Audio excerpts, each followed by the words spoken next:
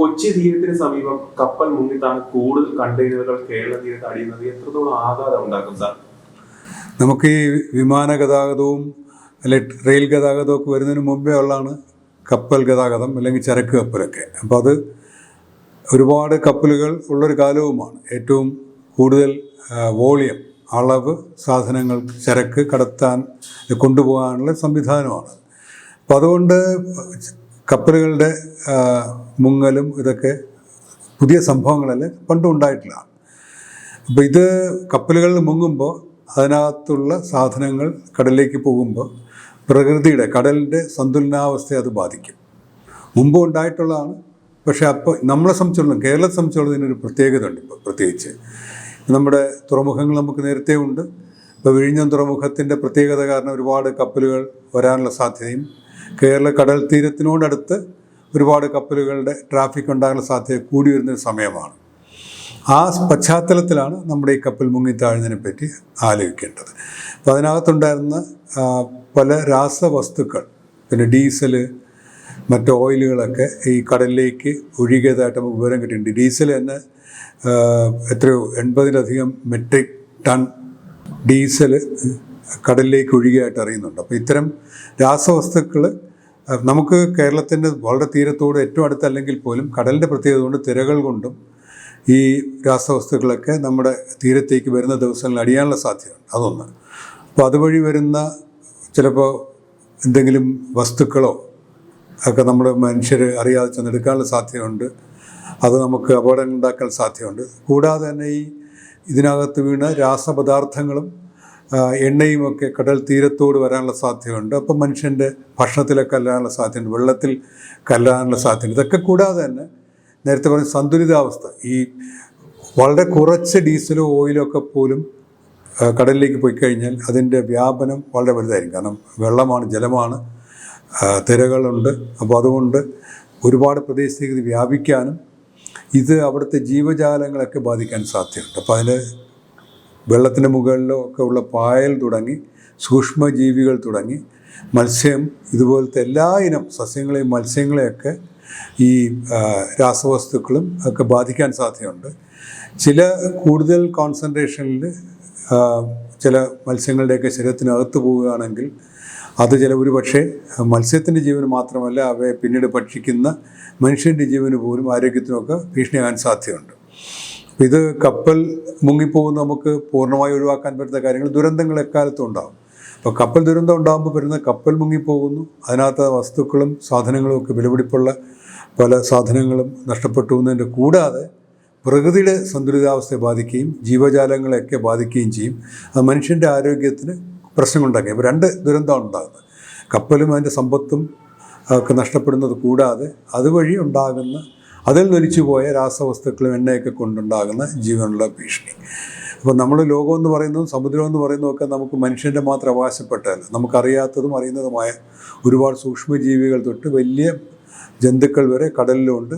അതിനെ ആശ്രയിക്കുന്ന മനുഷ്യരും തൊഴിലിനായിട്ട് കടലിലെ മത്സ്യങ്ങളെയൊക്കെ മത്സ്യബന്ധനമൊക്കെ നടത്തുന്ന തൊഴിലാളികളും ഇത് വാങ്ങിച്ച് കഴിക്കുന്ന മനുഷ്യരും എല്ലാം കൂടെ ചേർന്ന് വലിയൊരു ബന്ധം ഈ സൂക്ഷ്മാണുക്കൾ തൊട്ട് മനുഷ്യ വരെയുള്ള ജീവജാലങ്ങൾക്കിടയിലുണ്ട്. അതും പിന്നെ ഇതല്ലാതെ തന്നെ ഈ ഒരു നമ്മുടെ ജീവികളെ, ചെറിയ ജീവികളെ വലിയ ജീവികൾ ഭക്ഷിക്കുന്ന ഒരു ഭക്ഷ്യ ശൃംഖല, അതിനെയൊക്കെ ഇത് ഒരുപാട് ബാധിക്കും. അപ്പോൾ ഇത് വളരെ ദൂരവ്യാപകമായ ഫലങ്ങളുണ്ടാക്കാൻ സാധ്യതയുണ്ട്. പിന്നെ രാസവസ്തുക്കൾ നമ്മുടെ ഉള്ളിൽ ചേർന്നുണ്ട്. അപ്പോൾ അത് ഒരു ബുദ്ധിമുട്ടുള്ള സാഹചര്യം തന്നെയാണ്. പക്ഷേ ദുരന്തം സംഭവിച്ചു, ഇരട്ട ദുരന്തമായിട്ട് മാറിയിട്ടുമുണ്ട്. അതിൻ്റെ വ്യാപനം തടയാനായിട്ടുള്ള, അപകട സാധ്യതകൾ കുറയ്ക്കാനായിട്ടുള്ള എല്ലാ സംവിധാനങ്ങളും കേന്ദ്ര സർക്കാരിൻ്റെയും പിന്നെ നേവിയുടെയൊക്കെ ആഭിമുഖ്യത്തിൽ നടക്കുന്നുണ്ട്. വളരെ വളരെ സമാധാനം നൽകുന്നൊരു കാര്യമാണ്. പിന്നെ ഇതിനകത്ത് ഏറ്റവും കൂടുതൽ ശ്രദ്ധിക്കാനുള്ളത്, കേരളം പോലുള്ള ഒരു സംസ്ഥാനത്ത് നമുക്ക് ഇവിടെ പോർട്ടുകൾ ഒക്കെ ഉണ്ടായിരുന്നെങ്കിൽ പോലും നമുക്ക് വളരെ ആക്റ്റീവായിട്ട് അല്ലെങ്കിൽ വളരെ സജീവമായിട്ട് കേരളത്തിലെ എല്ലാ ജനതയും അതുമായിട്ട് ബന്ധപ്പെട്ടിരുന്നില്ല. പോർട്ട് തുറമുഖവുമായി ബന്ധപ്പെട്ട ജീവനക്കാരും അതുമായിട്ട് ബന്ധപ്പെട്ട പ്രവർത്തകരും സാധനങ്ങളും അങ്ങനെ ഒരു മേഖലയിൽ ഒതുങ്ങി നിന്നാണ്. പക്ഷേ പോർട്ടുകളുടെ എണ്ണം കൂടുകയാണ്. പ്രത്യേകിച്ച് ഈ വിഴിഞ്ഞം തുറമുഖം അതിൻ്റെ അടുത്ത ഘട്ടത്തിൽ കൂടുതൽ കപ്പൽ വരുന്നവരും, അത് ചരക്ക് കപ്പലായാലും യാത്രാ കപ്പലായാലും അവിടെ വരുന്നവരും അതുവഴി വരുന്ന സാധനങ്ങളുമൊക്കെ കരയുമായിട്ടും കൂടുതൽ സമ്പർക്കത്തിലുള്ള സാധ്യത ഇനി വരുന്ന ദിവസങ്ങളിലുണ്ട്. അപ്പോൾ ഇതൊക്കെ കൂടുതൽ ഇനിയും ഭാവിയിൽ നമ്മൾ അപകടങ്ങൾ പ്രതീക്ഷിക്കണം. അപ്പോൾ അപകടങ്ങൾ ഉണ്ടാകാതിരിക്കാനുള്ള മുൻകരുതലുകൾ ഒരു പരിധിവരെയൊക്കെ നടക്കുന്നുണ്ടാകും. പക്ഷേ ഉണ്ടായിക്കഴിഞ്ഞാലുള്ള മറ്റ് മനുഷ്യജീവൻ അപകടം ഉണ്ടായിരിക്കാൻ വേണ്ടിയുള്ള മുൻകരുതലുകളെ പറ്റിയൊക്കെ നമ്മൾ കേരള ജനത കൂടുതൽ ബോധവാന്മാരാകണം. ജനങ്ങളെ പഠിപ്പിക്കുകയും എന്തൊക്കെ ചെയ്യാം, എന്തൊക്കെ ചെയ്തുകൂടാ എന്നുള്ള വിഷയങ്ങളിലൊക്കെ ഒരുപാട് ചർച്ചകൾ നടക്കേണ്ടതുണ്ട്, പ്രത്യേകിച്ച് ആരോഗ്യ സംബന്ധമായിട്ട്. ഇതൊക്കെ കപ്പൽ ഗതാഗതമൊക്കെ വളരെ കൂടുതൽ, ഇപ്പോൾ സിംഗപ്പൂരിന് തുല്യമായിട്ട് അതിനേക്കാൾ മേളിലൊക്കെ കേരളത്തിലെ വിഴിഞ്ഞ തുറമുഖമൊക്കെ മാറുമ്പോൾ, കപ്പൽ ഗതാഗതം കൂടുമ്പോൾ അതും കേരള തീരത്തോട് കൂടുതൽ അടുത്ത് കപ്പലുകൾ വരുന്നതിൻ്റെ സാധ്യത കൂടുന്നതുകൊണ്ട് ഈ മേഖല വഴി ഉണ്ടാകാൻ ദുരന്തങ്ങളെയും അതുവഴി ഉണ്ടാകാവുന്ന ആരോഗ്യ ദുരന്തങ്ങളെപ്പറ്റി കൃത്യമായ ഗവേഷണങ്ങളും പഠനങ്ങളും അത് ജനങ്ങളെ അറിയിക്കാനുള്ള സംവിധാനങ്ങളും വേണം. ഇൻക്ലൂഡിങ് നമ്മുടെ വിദ്യാർത്ഥികളൊക്കെ പഠിപ്പിക്കുന്ന പാഠപുസ്തകങ്ങളിൽ പോലും ഇതിൻ്റെ സാധ്യതകളെപ്പറ്റി നമ്മൾ പറഞ്ഞു തുടങ്ങേണ്ട കാലമായിരിക്കുന്നു. അപ്പം സൈലന്റ് സുനാമി പോലെയാണ് ഇത് എന്ന് ചില വിദഗ്ധർ പറയുന്നുണ്ട്. പല രീതിയിൽ ഭക്ഷ്യശൃംഖലയിൽ ഇത് എത്തിച്ചേരുമെന്നും പറയപ്പെടുന്നു. സത്യത്തിൽ അങ്ങനെ നോക്കുമ്പോൾ ആശങ്കപ്പെടേണ്ട സാഹചര്യമുണ്ടോ? ഇപ്പോൾ നമുക്ക് കൃത്യമായ വിവരങ്ങൾ ഇനിയുമൊക്കെ ലഭിക്കാനിരിക്കുകയാണ്, ഇതിൻ്റെ അളവും ഇതിൻ്റെ വ്യാപ്തിയൊക്കെ. പക്ഷേ സ്വാഭാവികമായിട്ട് ഇതുണ്ടാക്കിയ ദുരന്തം നമ്മളെ ബാധിക്കുന്ന സംശയമില്ല. വലിയൊരു തീപിടുത്തം ഒരു പ്രദേശം മുഴുവൻ കത്തിപ്പോയാൽ ഉണ്ടാകുന്ന നഷ്ടം പോലെ തന്നെയാണ് ഒരു ചെറിയ പ്രദേശം കത്തിപ്പോയാലും ഉണ്ടാകുന്നത് 100%. അപ്പോൾ ഈ ദൂരവ്യാപക ഫലങ്ങൾ സാധ്യത നമ്മൾ ഇനിയും കൂടുതൽ അറിയേണ്ടിയിരിക്കുന്നു. പക്ഷേ നമ്മുടെ ഒരു കോമൺ സെൻസ് വെച്ച് ആലോചിക്കുമ്പോൾ തന്നെ ഇത് ജലത്തിൽ പടരുന്നത് കാരണം സൂക്ഷ്മാണുക്കളിൽ അല്ലെങ്കിൽ പായൽ ഇതുപോലത്തെ ഒരുപാട് ജീവനുള്ള വസ്തുക്കളിലും ജീവനില്ലാത്ത വസ്തുക്കളിലും പടരുന്നത് കാരണം മറ്റ് ജീവികളിലേക്ക് എത്താനുള്ള സാധ്യതയുണ്ട്. ഇതിനകത്ത് എന്തൊക്കെ നമുക്കറിയുന്ന ഇപ്പോൾ കാൽഷ്യം കാർബൈഡ് പോലുള്ള സാധനങ്ങളും ഇനി അറിയാത്ത സാധനങ്ങളൊക്കെ അതിനകത്ത് ഉണ്ടായിരിക്കാം. ഈ പല രാസപദാർത്ഥങ്ങളും പ്രകൃതിയിൽ എത്തിച്ചേർന്ന് കഴിഞ്ഞാൽ അത് പ്രകൃതിയിൽ പൂർണ്ണമായും അതിൽ നിന്ന് വേർതിരിയണമെന്നില്ല, തങ്ങി നിൽക്കാൻ സാധ്യതയുണ്ട്.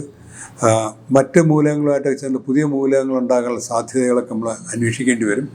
ഇത് ഭക്ഷിക്കുന്ന അല്ലെങ്കിൽ ഇത് പടരുന്ന പ്രദേശങ്ങളിലുള്ള സൂക്ഷ്മജീവികളെ ഭക്ഷിക്കുന്ന മറ്റ് ജീവികളുണ്ടാവും. അങ്ങനെ അങ്ങനെ ചെറിയ ജീവികളെ വലിയ ജീവികൾ ഭക്ഷിക്കുന്ന ആ ശൃംഖലയിലൂടെ ഇതിനകത്തുള്ള ചില വിഷാംശങ്ങൾ, അത് സ്വയം നശിച്ചു പോകാത്ത വിഷാംശങ്ങൾ ജീവികൾ തങ്ങി നിൽക്കുകയും അത് വലിയ വലിയ ജീവികളുടെ ശരീരത്തിലേക്ക് എത്തുകയും അവയുടെ ശരീരത്തിൽ ഉണ്ടാക്കുന്ന രാസപ്രവർത്തനങ്ങൾ ജീവൻ അപകടത്തിലുണ്ടാക്കുകയും ഇതിൽ പലതിനെയും മനുഷ്യരും ഭക്ഷിക്കുന്നുണ്ടാകാം.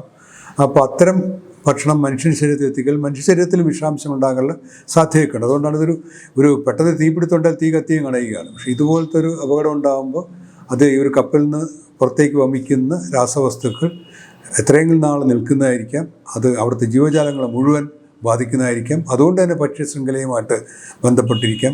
ഇതൊക്കെ എത്ര കാലം നീണ്ടു നിൽക്കുമെന്ന് അറിയാത്തതുകൊണ്ടാണ് ഒരുപക്ഷെ അതിന് ഒരു സൈലൻറ്റ് സുനാമി അല്ലെങ്കിൽ നീണ്ടു നിൽക്കുന്ന ഒരു പ്രശ്നമായൊക്കെ ശാസ്ത്രലോകം കരുതുന്നത്. നമുക്കിനി ഒരുപാട് വിവരങ്ങൾ ലഭിക്കാനുണ്ട്. അതനുസരിച്ച് തീർച്ചയായിട്ടും ഗവൺമെൻറ്റും ബന്ധപ്പെട്ട വകുപ്പുകളും കൂടുതൽ അന്വേഷണങ്ങളും പഠനങ്ങളും നടത്തിക്കൊണ്ടിരിക്കുകയാണ്. തുടരുക തന്നെ ചെയ്യും. നമുക്ക് മനുഷ്യർക്ക്, പ്രത്യേകിച്ച് കേരളത്തിലെ പ്രത്യേക ആലപ്പുഴ പോലുള്ള ഭാഗങ്ങളിലൊക്കെ ജീവിക്കുന്നവർക്ക് ദുരന്തങ്ങൾ ഉണ്ടാകാതിരിക്കാൻ അല്ലെങ്കിൽ അവരുടെ ആരോഗ്യത്തെ ബാധിക്കുന്ന പ്രശ്നം ഉണ്ടായിരിക്കാനുള്ള സംവിധാനങ്ങൾ സർക്കാരുകൾ ഉണ്ടാക്കുമെന്ന് തന്നെ നമുക്ക് പ്രതീക്ഷിക്കാം.